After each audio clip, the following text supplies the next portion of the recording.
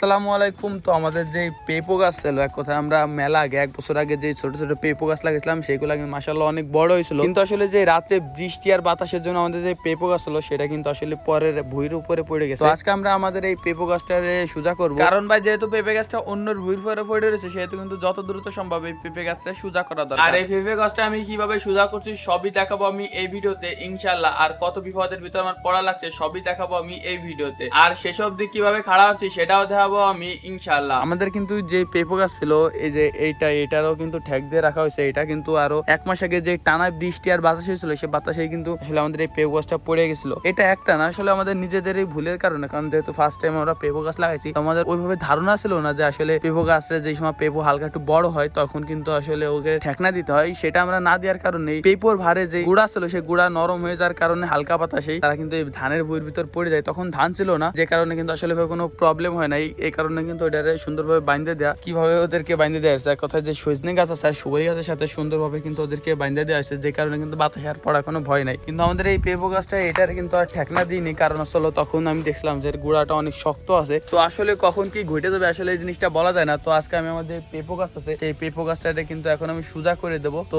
বেশি কথা না বলে আমার যে পেঁপো গাছ আছে সেটা আমি আগে সোজা করে, যেহেতু পেঁপে গাছে ঠেক দেওয়া লাগবে সে কারণে কিন্তু একটা কেসির মতন আমরা বানান নিছি, দড়িতে বাইন্দে বুন্দে লাঠি দিয়ে কেসির মতন বানাই নিয়ে এরপরে যে ফাঁক আছে উপরে সেই ফাঁকের ভিতর কিন্তু আমরা যে পেঁপো গাছ আছে সেটা ঢুকাই দিলে কিন্তু পেঁপে গাছ খাড়া হয়ে পড়ে। তার আগে দেখা লাগবে কি এভাবে কি কাজ হবে কি হবে না, না হলে অন্যভাবে ট্রাই করা লাগবে আমার। তো সর্বপ্রথম পেঁপে গাছের উপরে কিন্তু আমি এখন দড়ি বেঁধে নিচ্ছি, তারপরে কিন্তু আমার যে জালনা আছে সেই জালনার ভিতরে যে ফটাস করে যে সেই দড়িটা ঢুই দিয়ে এরপরে টাস করে টান মারলে কিন্তু পেঁপে গাছটা কিন্তু খাড়া হয়ে যাবে।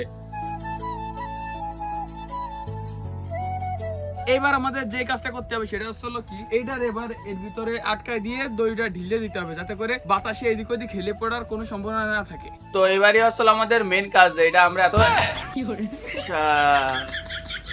আসলে একভাবে যদি কাজ না হয় তাহলে আর একভাবে ট্রাই করতে হবে, ঠিক আছে?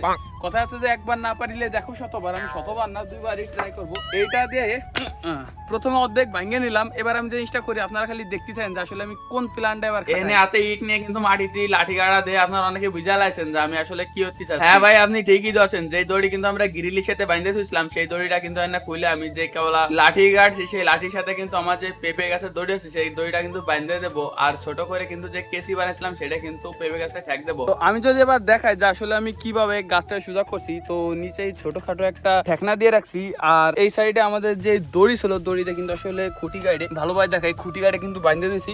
তো এই গাছটাতে এত প্রবলেমে পড়া লাগতো না যদি আমাদের যে পেঁপো গাছ আছে সেই গাছটা যদি ছোটবেলা থেকে খুঁটনা গাড়ি দিতাম তাহলে কিন্তু এত প্রবলেমে পড়া লাগতো না। তো যাই হোক, ভুল তো একবারই মানুষ করে, বারবার আসলে করে না, যে কারণে কিন্তু আমি সুন্দরভাবে আমার যে পেঁপো গাছ ছিল সেটারে খুঁটি মুটি গাড়ি দিয়ে এক কথায় দড়ি মুড়ি টানা দিয়ে সুন্দরভাবে ওরে আবার যে দেখতে পাচ্ছেন পুরো সোজা করে দিয়ে দিচ্ছি ওরে। যাই হোক, এই ছিল আমাদের আজকে ভিডিওটা কেমন লাগছে সবাই অবশ্যই কমেন্ট বক্সে জানাই দেবেন। সবাই ভালো থাকবেন, সুস্থ থাকবেন, নিজের খেয়াল রাখবেন। আল্লাহ হাফেজ।